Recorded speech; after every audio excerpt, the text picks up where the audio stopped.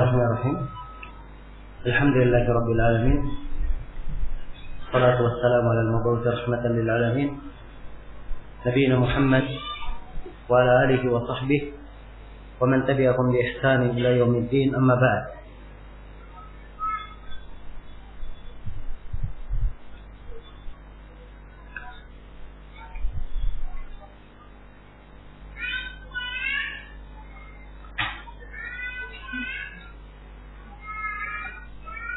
Baik, kemudian yang terakhir di pertemuan ini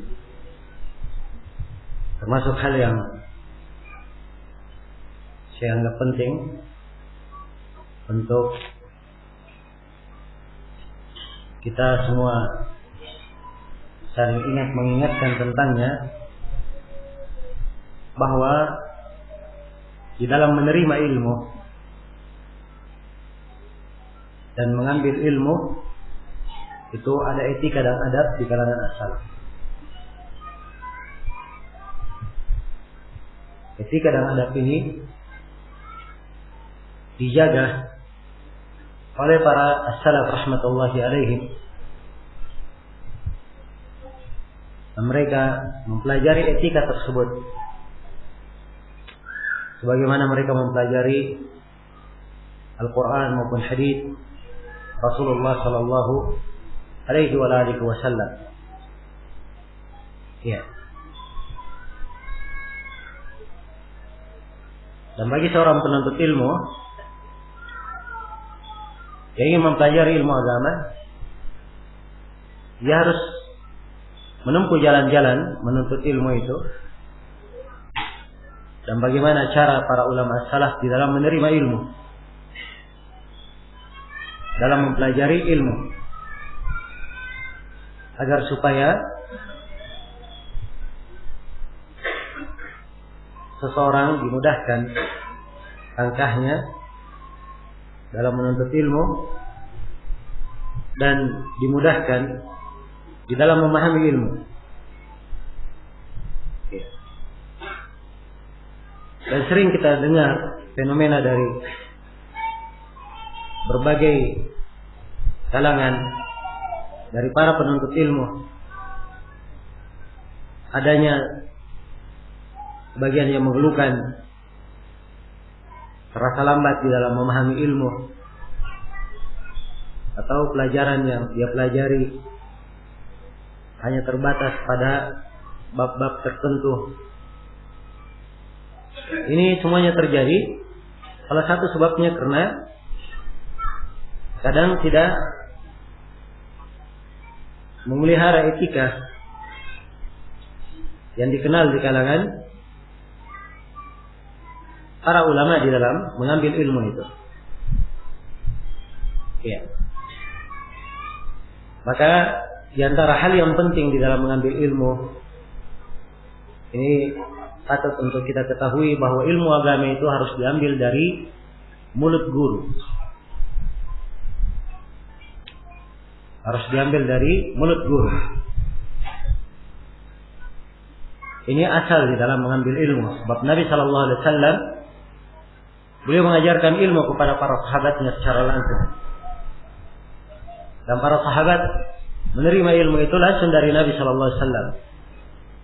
Apakah itu membaca Al-Quran, ya, ataupun hadis, mengambil hadis Rasulullah sallallahu alaihi wasallam. Jabir bercerita tentang salat istikharah misalnya. Kana Nabi sallallahu alaihi wasallam yu'allimuna al-istikharata fil amri kullihi, ya, kama yu'allimuna as-surata min al-Qur'an. Adalah Nabi sallallahu alaihi wasallam mengajari kami untuk salat istikharah pada segala perkara sebagaimana beliau mengajarkan kepada kami sebuah surah dari Al-Quran. Demikian pula Ibnu Mas'ud bercerita bahwa Nabi mengajarkan kepada mereka at-tasyahhud sebagaimana mengajari surah dari Al-Quran. Menunjukkan bahwa Rasulullah langsung menyampaikan kepada para sahabatnya. Maka harusnya ilmu itu demikian langsung diterima dari para ulama, dari orang-orang yang berilmu, diambil dari guru. Ya. Dan kalau kita membaca biografi para aimatus salaf, para imam as-salaf, nampak dalam biografi mereka bahwa mereka ini mempunyai guru yang sangat banyak. Ya, mempunyai guru yang sangat banyak. Imam Ahmad gurunya lebih 1000. Demikian pula Imam Al-Bukhari, Imam Muslim. Ya. Dan pada setiap ulama terdahulu kalau dijumlah gurunya, subhanallah jumlahnya sangat banyak sekali. Ya. Ini adalah hal yang dimaklumi. Hal yang dimaklumi di kalangan as-salaf. Ya.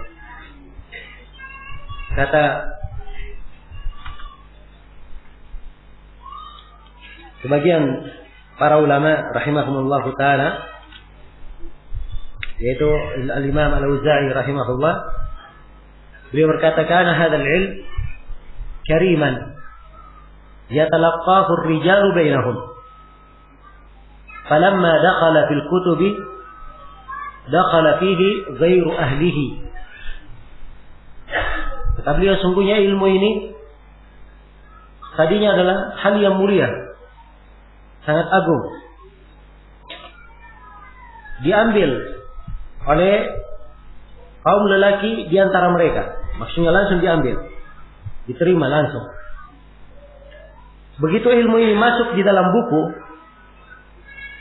maksudnya begitu ilmu ditulis dalam buku, akhirnya masuk di dalam mempelajari ilmu ini selain daripada ahlinya.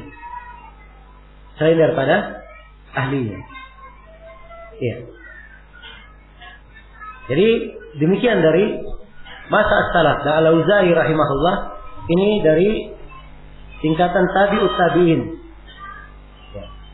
Jadi di akhir tingkatan generasi yang ketiga, Al-Imam Al-Auza'i. Dan beliau sebutkan bahwa ilmu tadinya langsung diambil. Begitu tertulis ilmu ini di buku, akhirnya masuklah di dalamnya orang yang bukan ahlinya. Ya. Masuk di dalamnya orang yang bukan ahlinya. Ya. Sehingga nampaklah kadang ada orang yang menyampaikan ilmu dan tidak mempunyai akhlak, kadang tidak memiliki rasa takwa. Sebab dia tidak mengambil dari seorang guru yang bisa dijadikan sebagai figur panutan. Dia melihat ketakwaannya, kesalihannya. Iya. Jelas ya? Dan kadang ada yang mengambil dari ilmu, ya, dia keliru di dalamnya. Disebabkan karena apa? Disebabkan karena dia tidak mempelajarinya melalui jalur guru. Ya. Akhirnya dia salah di dalam hal tersebut. Ya. Dan harus diketahui bahwa para ulama kita sangat bersemangat sekali mengambil ilmu itu langsung dari para guru. Nah, ya, dimaklumi kisah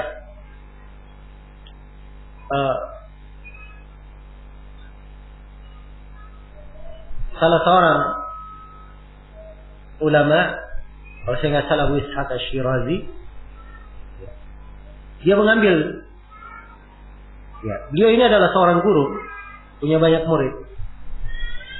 Dan salah seorang muridnya, dia ahli dalam bidang bahasa. Maka suatu hari Abu Ishaq berkata kepada murid yang ahli ini, saya ingin belajar kepadamu kitab ini. Dia sebut bukunya. Maka sang murid pun membawa buku tersebut pada Abu Ishaq.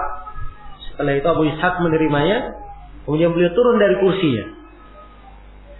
Beliau duduk di bawah dan beliau berkata kepada muridnya, kamu naik ke atas kursi. Ya. Sekarang beliau adalah murid dan dia adalah apa? Guru. Kemudian Abu Ishaq membaca buku itu dan mempertanyakan apa yang perlu beliau tanyakan. Perhatikan ya, bagaimana akhlak mereka di dalam belajar dan mengambil dari para guru. Iya.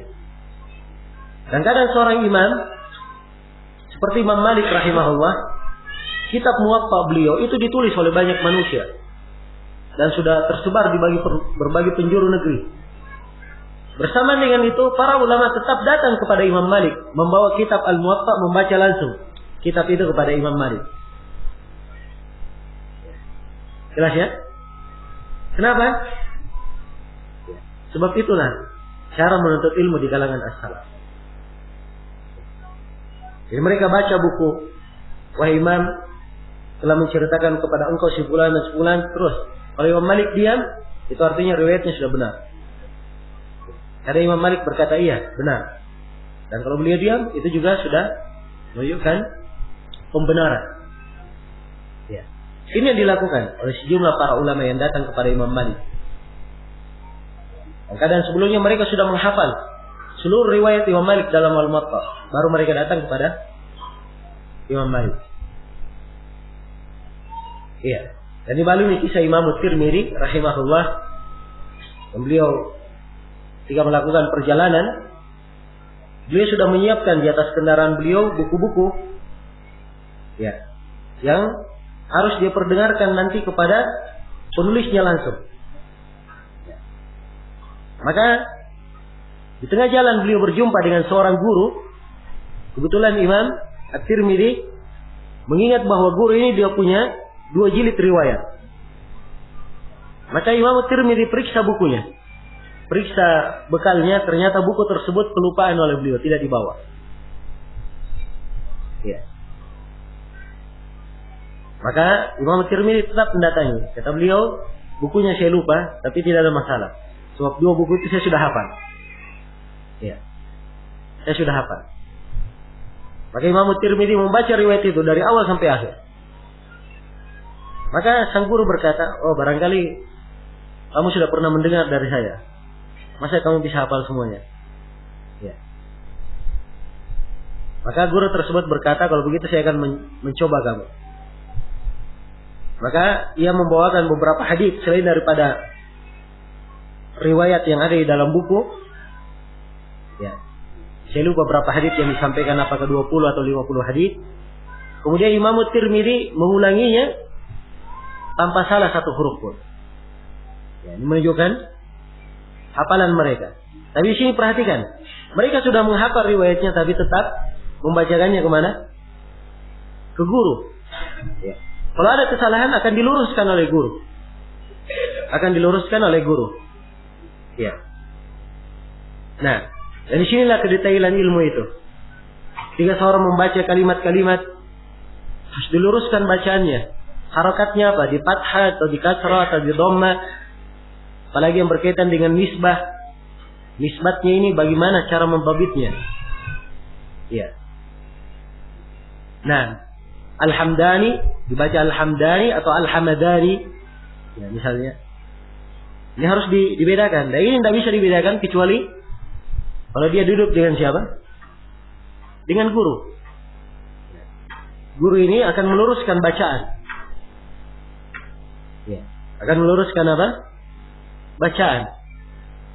Dan di antara hal yang paling penting jika seorang belajar dari guru adalah dia mengambil akhlak dari guru tersebut. Ya. Karena itulah bagi siapa yang berguru, hendaknya dia memilih guru yang memiliki kriteria sebagai berikut. Yang pertama, guru tersebut akidahnya adalah akidah yang lurus. Dia berakidah dengan akidah yang lurus. Kemudian yang kedua, guru ini manhajnya adalah manhaj yang benar. Kemudian yang ketiga, guru tersebut ya, adalah guru yang memang nampak darinya dia cinta kepada umat dan menasihati umat. Jelas ya? Ini kriteria orang-orang yang kita menimba ilmu darinya. Kita mengambil ilmu darinya. Iya. Maka ketika seorang duduk kepada guru, ya apalagi kalau gurunya Misalnya di masa ini dia berguru kepada ulama besar misalnya. Iya. Maka dia akan melihat akhlak mereka dan melihat bagaimana alim ulama itu berbicara, menyikapi kejadian-kejadian yang terjadi. Iya. Kapan mereka berbicara, kapan mereka diam. Ini semuanya ilmu. Ya. Kemudian di dalam menguraikan sebuah masalah, kadang seorang guru memaparkan masalah ini dengan cara A, guru yang lain memaparkan dengan cara B. Kesimpulannya sama. Kesimpulannya apa? Sama. Ya, bagi seorang penuntut ilmu, walaupun kesimpulannya sama, tapi dua metode memaparkan yang beda, maka ini akan membuat ilmunya semakin kuat. Pemahamannya akan semakin apa? Semakin lurus. Ya, jelas ya? Nah, dan ini dari manfaat seseorang itu mengambil dan menimba ilmu dari banyak guru. Ya. Dan ketika seorang berguru, ya, dia mulai dari yang terdekat. Ya, dia mempersiapkan mempelajari ilmu yang penting dia pelajari, mulai dari siapa yang berada di sekitarnya. Ya. Kalau tidak di daerahnya, dia pindah ke daerah lain yang dekat. Nah, ya. Dan alhamdulillah, ya, kita di Indonesia ini, ya, ada sejumlah para penuntut ilmu yang mungkin kita mengambil ilmu dari mereka. Para guru yang juga duduk dengan para ulama, menimba ilmu dari orang-orang yang berilmu. Ya. Maka kita mulai dari para penuntut ilmu yang berada di sekitar kita. Kalau dia punya kemampuan untuk belajar langsung pada orang yang lebih berilmu, ya, maka ini adalah hal yang baik. Tapi sering saya melihat, ya, sebagian dari penuntut ilmu dipermainkan oleh syaitan di dalam masalah ini. Karena ada sebagian penuntut ilmu, oh saya mau belajar saja ke Yaman, oh saya mau ke Saudi Arabia belajar. Ya. Akhirnya dia di Indonesia malas belajar, ini belajar. Ya. Berjalan bertahun-tahun, tidak juga dia ke Yaman, tidak juga dia ke Saudi. Apa yang dia dapatkan? Ya. Ini permainan dari syaitan. Dan ini metode yang keliru dari seorang penuntut ilmu. Seorang penuntut ilmu itu memanfaatkan waktu semaksimal mungkin. Ya. Sehingga dari kebiasaan as-salaf, kalau mereka berjumpa dengan orang yang lebih berilmu dari mereka, mereka manfaatkan waktu, mereka bertanya, menimba ilmu dari orang yang lebih berilmu darinya. Kalau mereka berjumpa dengan orang yang semisal dengannya, selevel, maka mereka saling ingat mengingatkan, saling mudzakarah. Ya, ilmu yang mereka sama-sama sudah pelajari. Kalau mereka berjumpa dengan orang yang di bawahnya, mereka memberikan manfaat dan faedah ilmu. Ya. Maka harusnya ini yang digunakan. Ini yang digunakan. Ya. Dan seorang berusaha menekuninya. Ya. Jangan sekali-sekali dia menelantarkan waktu. Melantarkan waktu. Iya. Dan seorang penuntut ilmu hendaknya menghindari dari kata saufa wa saufa. Nanti saya akan begini dan saya nanti akan begini. Sebab kalimat nanti ini, ya, mengundur waktu, ini adalah hal yang membahayakan bagi seorang penuntut ilmu. Nah, maka kapan ada kesempatan, segera dia menggunakan kesempatan tersebut. Dia gunakan kesempatan tersebut. Iya. Kemudian di antara etika yang perlu saya jelaskan di sini di dalam menimba ilmu, bahwa di dalam menuntut ilmu itu harus ada tadarruj.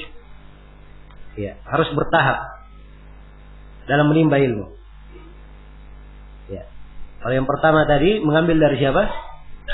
Dari guru. Ya. Kata sebagian para ulama, man dakhala fil ilmi wahda, kharaja wahda. Siapa yang masuk dalam ilmu sendirian, maka dia akan keluar sendirian. Ya. Jelas ya? Dia akan keluar sendirian. Ya. Inilah kadang sering terjadi keanehan-keanehan dalam pemahaman pemikiran, ya, karena dia tidak mengambil ilmu dari sumber yang benar. Tidak mengambil dari guru, terlalu banyak membaca sendiri. Ya. baca sendiri. Akhirnya yang terjadi apa? Dia keliru di dalam memahami. Ya belum lagi sekarang. Ya. Buku-buku yang dicetak itu banyak yang salah-salah cetak. Dari mana dia tahu kesalahan-kesalahan cetak itu? Hah? Apalagi kalau yang dia baca terjemahan. Ya. Kalau sudah penerjemahnya tidak paham apa yang dia terjemahkan, ya, maka yang membaca terjemahan akan lebih tidak paham lagi. Ya.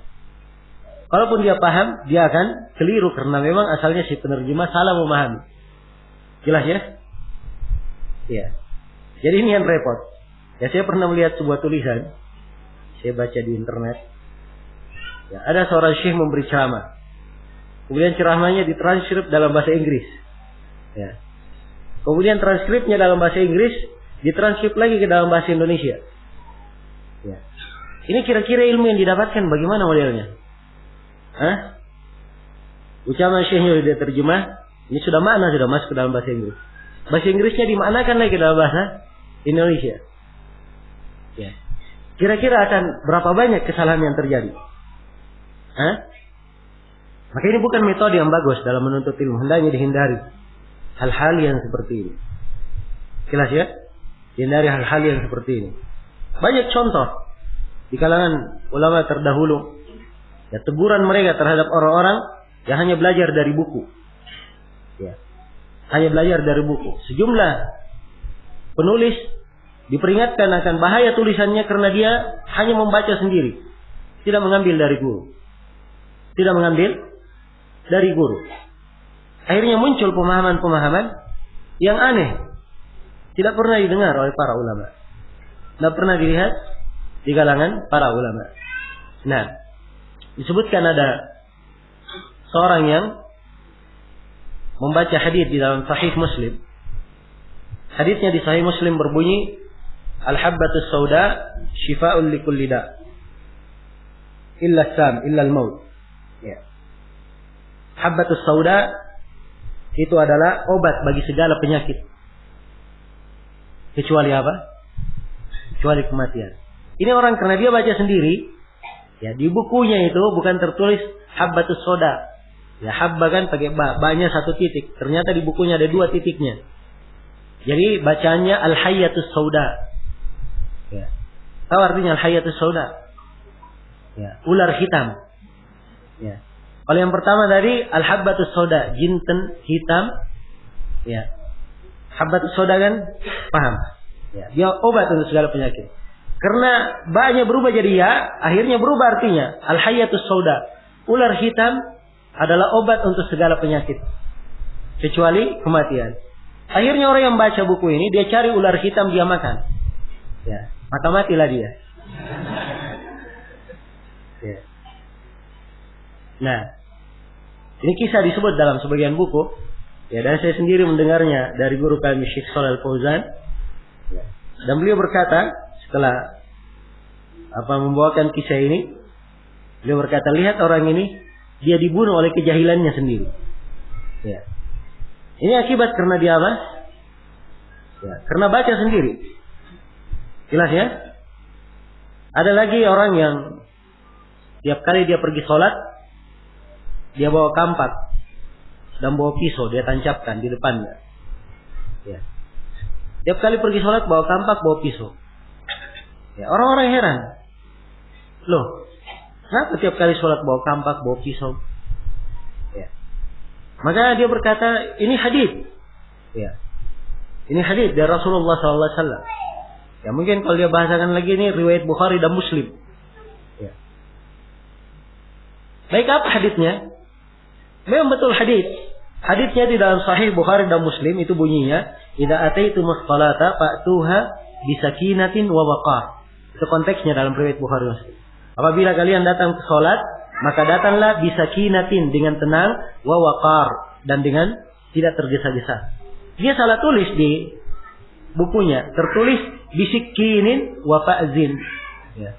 Datangilah dengan membawa pisau dan membawa kampak. Akhirnya tiap kali pergi salat bawa pisau, bawa kampak.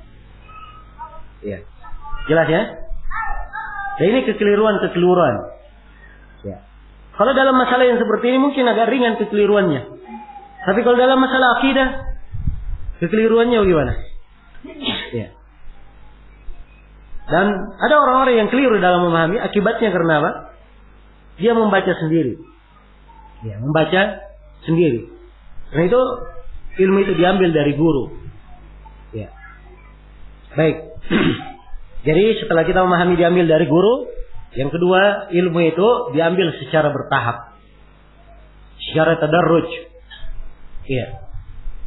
Kata Az-Zuhri rahimahullah dan selainnya dari para ulama salaf, ya, man akhadha al-ilma jumlatan zahaba anhu jumlah. Siapa yang mengambil ilmu itu sekaligus, maka ilmunya juga akan pergi sekaligus. Ya. Jelas ya? Diambil sekaligus, maka pergi sekaligus. Ya. Maksudnya ambil ilmu sedikit demi sedikit. Ilmu itu dituntut dan dipelajari bersama dengan hari dan waktu. Ya. Jelas ya? Diambil sedikit demi sedikit, bertahap. Mulai dari ilmu yang kecil sebelum ilmu yang besar. Yaitu sifat ar-rabbani. Yang Allah perintah dalam Al-Quran, walakin kunu rabbaniyina. Akan tetapi jadilah kalian sebagai orang-orang yang rabbani. Dan rabbani ini ditafsirkan oleh Al-Bukhari di dalam sahihnya. Beliau membawakan ucapan Ibnu Abbas bahwa rabbani alladhi yu'allimun nas sigar al-ilm qabla kibarihi. Adalah orang yang mengajari manusia ilmu yang kecil sebelum besarnya. Ilmu yang kecil sebelum ilmu apa? Yang besarnya. Jadi sekarang kalau ada yang ingin mempelajari ilmu, ya dia lihat dulu apa keperluannya terhadap ilmu itu. Ilmu apa yang dia pelajari? Harus bertahap. Jelas ya? Tadi saya sudah terangkan. Ilmu itu ada yang fardu ain dan ada fardu apa? Kifayah. Didahulukan yang fardu ain yang dia tuntut. Yang mengangkat kewajibannya. Nah, kalau dia sudah mengangkat kewajibannya, maka sekarang dia ingin menuntut menjadi penuntut ilmu. Ya. Yang pertama yang dia lakukan, ya, adalah dia mengambil alat untuk ilmu itu. Ya. Untuk sampai kepada ilmu ada alat-alatnya. Dia harus mengerti ilmu bahasa Arab. Ya. Ilmu bahasa Arab ini ada beberapa cabang ilmu di dalamnya. Ya. Ilmu bahasa Arab ada 12 cabang atau 14 cabang. Ilmu nahwu, ilmu sharaf ini 2 cabang darinya. Ya, ini ilmu penting dipelajari supaya seorang bisa memakai dan memahami bahasa apa? Bahasa Al-Quran dan hadis Rasulullah SAW. Iya. Apa yang disampaikan dari agama, dari ayat-ayat maupun hadis, ya, penyampaiannya itu hanyalah makna dari ayat dan hadis.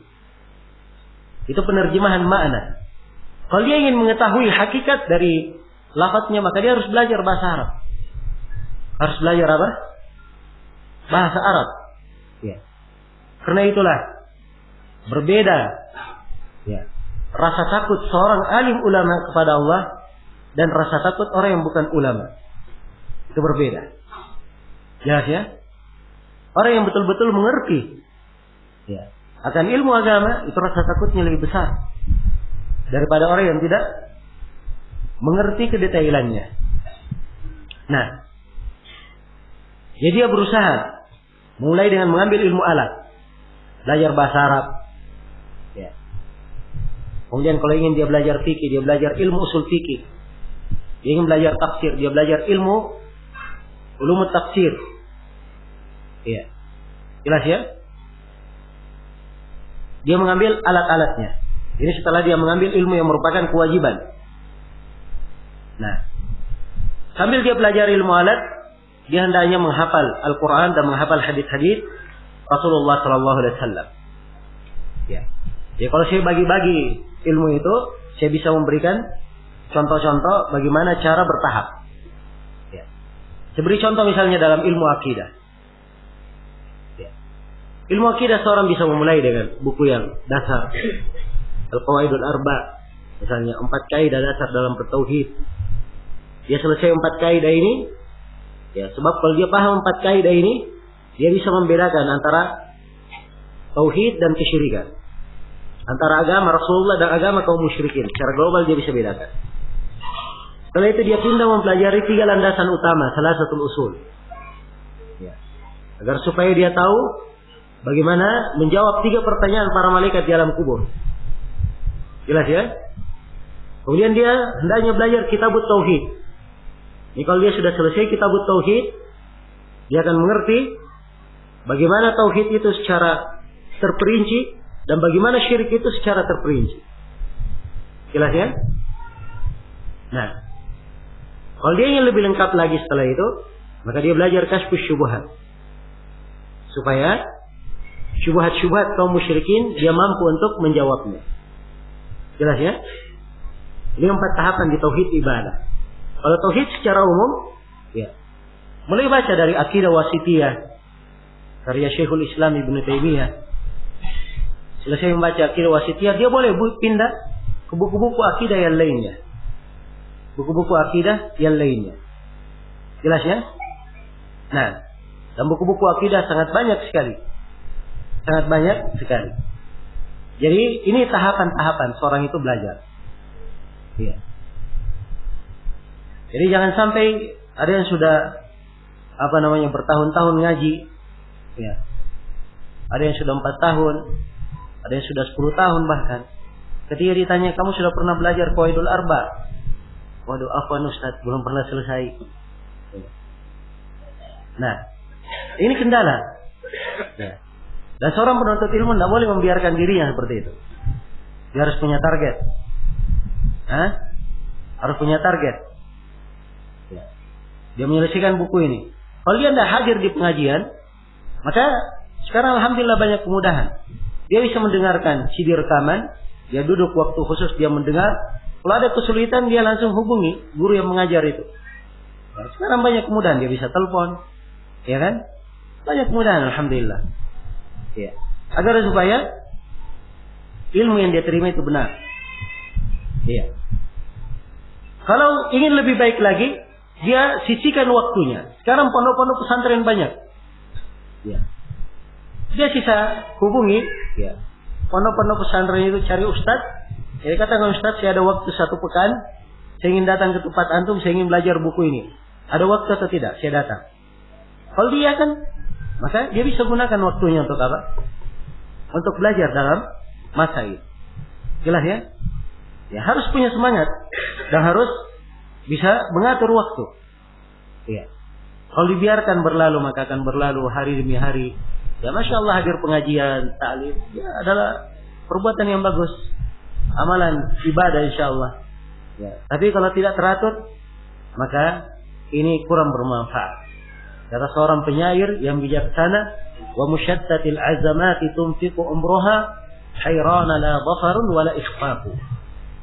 Ada orang yang memecah belah semangatnya, kerjaannya, ya. Dia menghabiskan umurnya. Hanya keheranan saja tidak ada keberhasilan. Ya. Tidak ada keberhasilan. Dan ini masalah bagi seorang penuntut ilmu. Jangan dibiarkan. Ini contoh ya, tahapan-tahapan dalam akidah misalnya, mempelajari akidah. Dia ingin belajar bahasa Arab. Ya. Kita di Indonesia Masya Allah punya banyak metode yang ringan. Ya. Sebagian ustadz-ustadz kita ada yang punya metode 1 bulan bisa baca kitab gundul. Ini Masya Allah ya. Ya hal yang disyukuri. Ya. Dia mulai dengan dasar ini. Kalau sudah ada bekal dasarnya, sudah masuk di tahapan awal. Sebab itu belum masuk tahapan. Masuk di tahapan awal, dia belajar al-ajurumiyah. Ya. Selesai al-ajurumiyah, dia bisa pindah ke mulhatul i'rab, karya al-Hariri. Ya, dan kadang kawan-kawan kita memakai buku al-mutammimah al-jurumiyah. Itu juga tidak apa-apa, boleh. Setelah itu pindah ke qatrun nada. Setelah qatrun nada, dia silahkan belajar syarah Ibnu Aqil, Alfiyah Ibnu Malik dengan syarahnya Ibnu Aqil. Ini sudah tahapan bagus. Tahapan apa? Tahapan yang bagus dalam mempelajari ilmu. Jelas ya? Ilmu bahasa Arab. Dia ingin belajar ilmu tafsir. Dia harus mengambil dulu ilmu-ilmu alatnya. Ya. Dia mengambil ilmu alat. Ilmu alat, dia perlu belajar ilmu ulumul Quran. Ada muqaddimah tafsir karya Syekhul Islam Ibnu Taimiyah bagus. Ada Mamdumah Zamzami karya Suyuti juga bagus. Dalam muqaddimah ilmu tafsir. Ya. Kalau dia ingin meningkat lagi, dia silahkan baca. Ya. Al-Itqan karya Suyuti. Atau dia baca Al-Burhan karya Zarkashi. Ya. Di dalam ilmu ulumul Quran. Setelah itu dia masuk ke tafsir. Ya. Kalau dia sudah ingin masuk ke tafsir, ya, maka dia masuk membaca ilmu tafsir yang ringkas. Yang paling ringkas dan bagusnya, ya, yang ada di masa kita ini, itu adalah karya Asy-Syaikh Abdurrahman bin Nasir As-Sa'di rahimahullah. Ya. Taisir Kalimur Rahman. Nah, yang paling ringkas dan indah sekali. Kalau dia sudah baca buku ini, silakan dia baca tafsir Ibnu Katsir. Ya. Kalau dia ingin meningkat, silakan dia baca tafsir Ibnu Jarir. Jelas ya, ini tingkatan-tingkatan. Nah, dia ingin belajar ilmu mustalah hadits. Ilmu mustalah hadits, ya, silakan baca kitab bermula dengan kitab Al-Baiquniyah, ya, yang memperkenalkan 33 jenis ilmu hadits. Cabang ilmu hadis. Setelah itu baca Nukhbatul Fikr. Ya, setelah baca Nukhbatul Fikr dia pindah lagi. Ya. Ikhtisar Ulumul Hadis karya Ibnu Katsir. Dia ingin lebih tinggi lagi, silahkan dia baca Alfiyah Al-Iraqi. Atau dia baca Muqaddimah Ibnu Salah. Sebelum Alfiyah dia baca Muqaddimah Ibnu Salah. Itu adalah hal yang bagus. Ini tahapan-tahapan. Itu ilmu mustalah hadis. Kalau ingin belajar ilmu hadisnya, ya, mulai dari Arba'in Nawawiyah.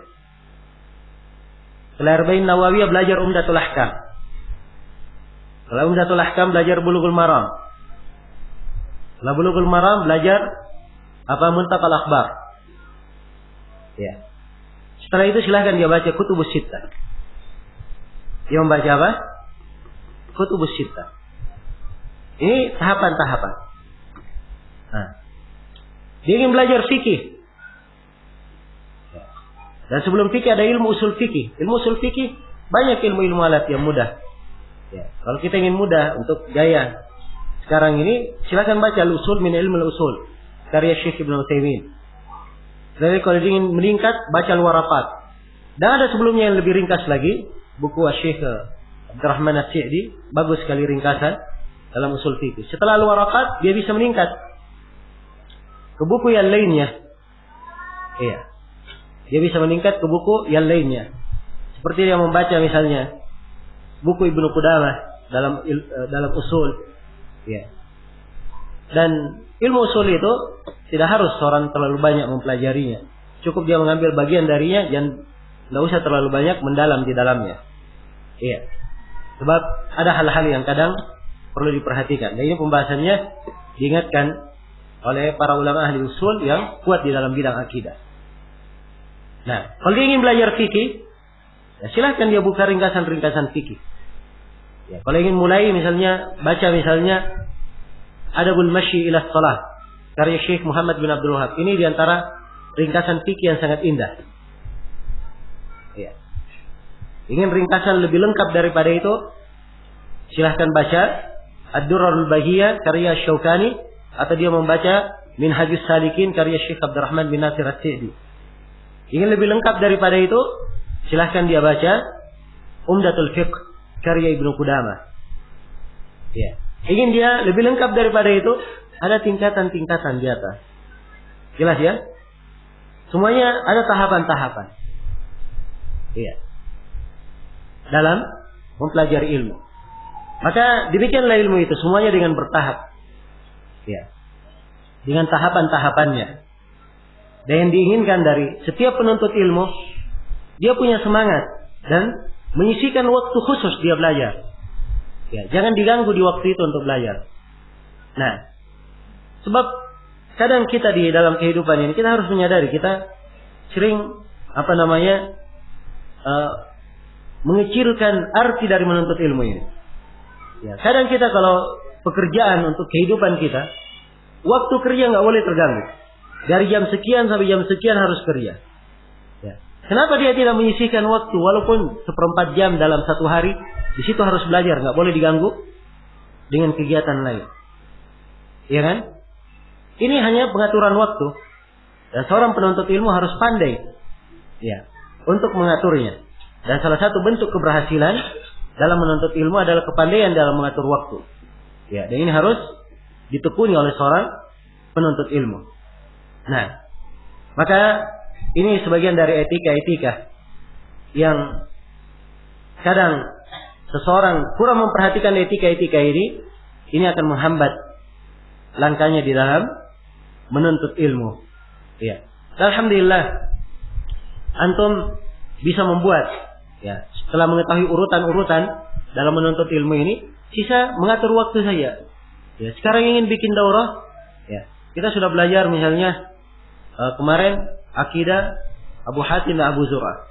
Ingin membuat daurah yang lain dengan kitab fikih yang lainnya, silahkan diatur waktunya, sisa cari siapa pematerinya dari para penuntut ilmu yang banyak, ya, di tengah-tengah kita. Jelas ya? Maka hal ini bisa akan membuka wawasan kita, dan insyaallah hanya beberapa tahun akan terlihat perkembangan ilmu pada diri kita masing-masing. Ya. Maka ini saya kira beberapa hal yang ingin saya sampaikan di sini. Ya. Sebenarnya ada sudut-sudut tertentu yang kelihatannya penting untuk diterangkan, tapi waktu agak membatasi kita. Ya, semoga apa yang saya sampaikan ada manfaatnya untuk seluruh hadirin. Ya, wallahu ta'ala a'lam.